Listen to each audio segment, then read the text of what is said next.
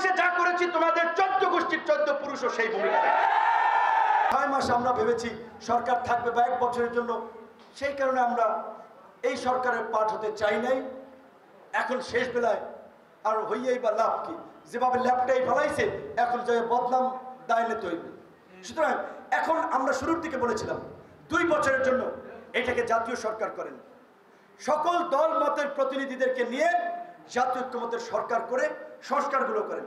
যেহেতু জাতীয় সরকার করে নাই আর এই 10 মাসে সরকার লেজে গোবরে তালগোল পাকাই ফেলাইছে, সেই কারণে আমরা বলছি যে এই পর্যন্ত গেছেন ওই পর্যন্তই থাকেন, এখন একটা নির্বাচনের ব্যবস্থা করেন, কারণ নির্বাচনটা না হলে আরো ঝামেলা বাড়বে। বিএনপি সহ বেশিরভাগ প্রায় 90-95 ভাগ রাজনৈতিক দল আমরা অনেকদিন ধরে প্রধান উপদেষ্টা এবং সরকারের কাছে বলে আসছিলাম যে আমরা দ্রুত সময়ের মধ্যে একটা নির্বাচনী রোডম্যাপ চাই। নির্বাচন আগে করেন পরে করেন, একটা রোডম্যাপ দেন।